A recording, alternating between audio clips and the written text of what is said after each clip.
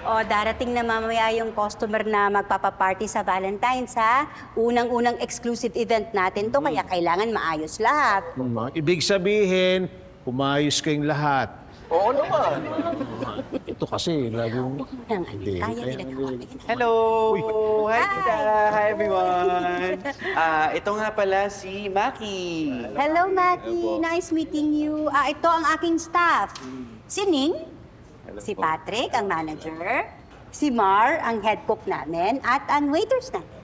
Hello. Hi, Sir Max. Upo muna tayo. Okay, sige. Yun. Okay. Tita, alam mo ba? Boss na to. Wow, IT supervisor na yun, kaya nakaluwag-luwag na siya. So kaya ngayon, meron na siyang pang-propose. Kaya, nandito na. Kinakabahan nga ako eh. Paano pag di pumayag si Rose? Paano hindi ba payag? Yung 5 taon na kayo, it's a sure yes. Tsaka, sobrang gagandahan natin ang event ng proposal dito. To the point na hindi na siya makakanong sa'yo at all.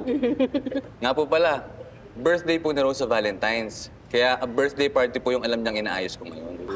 So surprisable siya.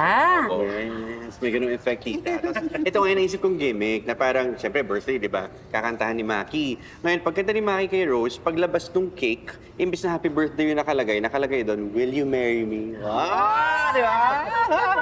Pelikula. Kaya nga, tita, may favor sana ako sa'yo. Kung okay lang.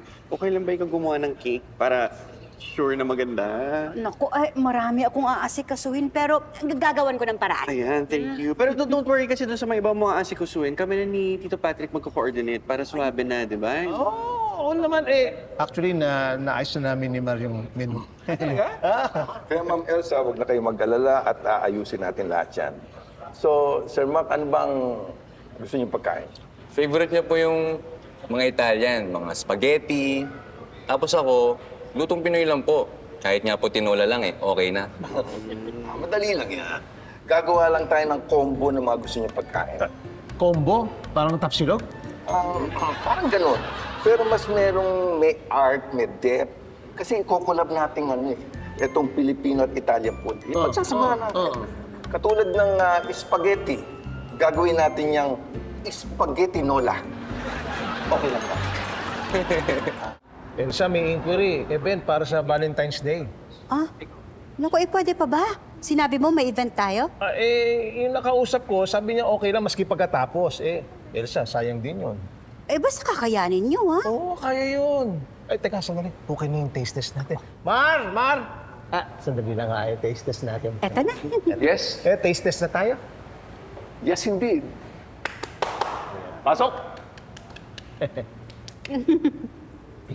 Well, yung unang yan ay siya ang pasta caldereta. At ang susunod natin ay lasagna with langgunisa. Ang cute naman ng pizza. Well, alam mo, Ma'am Rose, yan ang sisig pizza. Actually, lahat ng pagkain nyo ay collab ng Italian and Filipino cuisine. Kasi sabi ni Sir Mac, yan daw po ang paborito niyong dalawa. Thank you, babe. Alam mo talaga ang mga gusto ko. Siyempre, para sa itong party na to eh.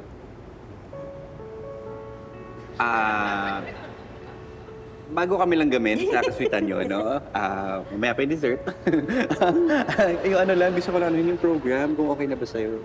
Yung program, yun nga, naisip ko, baka mas maganda kung may pag-gimmick.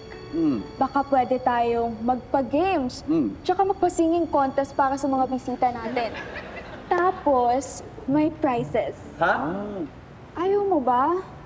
Pangit ba yung naiisip ko? Hindi. Maganda nga yung naisip mo eh. Oo, ganda. Alam nyo, madalas kaming magpa-singing contest dito. Oo. Wait, tama-tama. Makakanta ko yung paborito kong kanta. Yung kinanta ng sikat na singer, yung magaling sumayaw. Singer magaling. Dancing? Hindi, lalaki. Michael Jackson? Hindi, buhay pa yun. Filipino na singer. Kapangalan ni Mar. Martin Rivera? Hindi. Yung kumanta ng tapa-tapa. Dapat, Anong tapa-tapa? Yung Alam ko yan. Yung ganun. Bruno Mars. akala ko Bruno Mar. Alam ko yun. Alam ko yan. Ayan. Bakit?